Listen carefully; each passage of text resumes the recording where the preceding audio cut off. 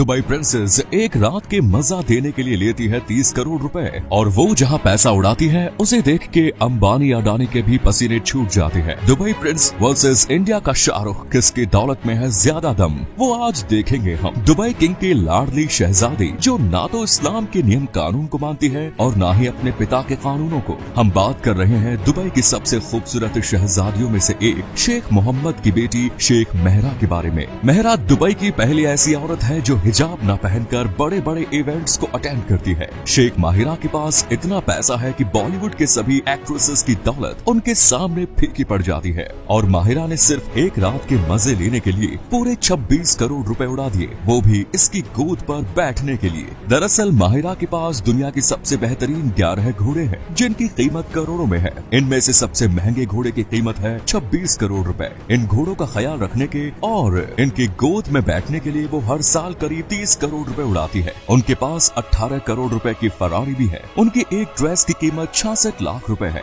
और इसके साथ वो 2 करोड़ रुपयों का हैंड बैग भी इस्तेमाल करती है। महरा अपनी पढ़ाई पूरी करने के बाद वो अपने पिता के साथ दुबई के डेवलपमेंट में लग गई थी। यही कारण है कि आज उनकी एक साल की कमाई करीब 7200 करोड़ रुपए मानी जाती है, जो हमारे भारत के रतन टाटा जी की दौलत से भी कई गुना ज्यादा है। और इसी भारत के सुपरस्टार शाहरुख खान के पास इतना पैसा है जिससे वो KGF स्टार रॉकी भाई को 10 बार खरीदकर 20 बार बेच सकते हैं। और अगर 100 लोग भी SRK का पैसा गिनने बैठे तो इसे गिनने में एक साल लग जाएगा, क्योंकि वो दुनिया के दूसरे सबसे महंगे एक्टर हैं और उनसे मिलने के लिए उनके फैंस तरस जाते हैं। और शाहरुख एक मूवी करने का 100 करोड़ रुपए चार्ज करते हैं। बात करें शाहरुख की नेटवर्थ की तो ये करीब 12,000 करोड़ रुपए है। शाहरुख का ज्यादातर पैसा घरों को खरीदने में जाता है। उनके पास दुबई के साथ साथ लंदन में भी आलीशान घर है। भारत में वो अपने परिवार के साथ मन्नत नाम के घर में रहते हैं जिसकी कीमत 200 करोड़ रुपए से ज्यादा मानी जाती है। अलीबाग में उनके पास 259 करोड़ रुपयों का घर है जो देखने में घर नहीं बल्कि कोई आलीशान रिजॉर्ट लगता है। साथ ही दुबई में उनके पास 20 करोड़ का सिग्नेचर विला भी है।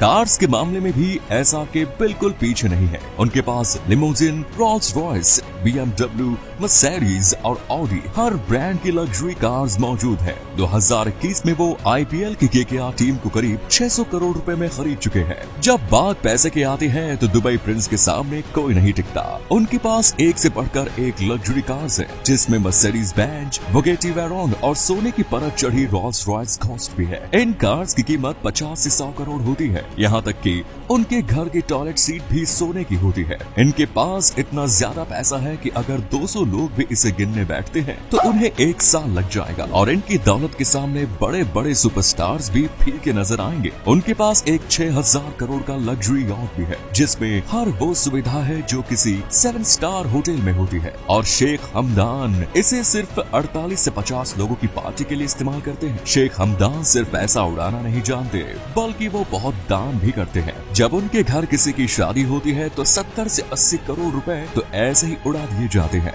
और दुनिया के बड़े बड़े बिजनेसमैन को इनवाइट किया जाता है। खास मेहमानों को 2 से 3 करोड़ की कार्स और सोने की अंगूठी दी जाती है। दुबई प्रिंस को बाज बहुत ज्यादा पसंद है। एक बार जब वो फॉरेन ट्रिप पर गए तो अपने साथ प्लेन में 80 बाज लेकर गए और पूरा प्लेन उन्होंने इनके लिए बुक करवा दिया। दुबई प्रिंस को अरबी घोड़े बहुत पसंद है और जब इनकी रेस होती है तो इन पर करोड़ों रुपए उड़ाते हैं। उनकी नेटवर्थ आज के समय पर $6.5 बिलियन है। दुबई प्रिंस जितना शान और शौकत से अपनी जिंदगी जीते हैं उतनी ही शान और शौकत से बनाया गया बुर्ज खलीफा आज दुनिया की सबसे ऊंची इमारतों की गिनती में नंबर 1 पर आता है, जो सिर्फ दुबई को बाकी देशों के मुकाबले एक अलग ही पहचान नहीं देता बल्कि इसको बनाने का कारण कुछ और ही है। दरअसल 1990 से 2000 के बीच इस समय काल में दुबई अपने देश के इकोनॉमी डेवलपमेंट के लिए सिर्फ और सिर्फ पेट्रोकेमिकल्स और फिश एक्सपोर्ट्स के ऊपर ही निर्भर था, जिसकी वजह से वो अमेरिका, चाइना और रशिया जैसे देशों के मुकाबले बहुत ही पीछे था। इस वजह से दुबई के प्रिंस चाहते थे कि जैसे तैसे करके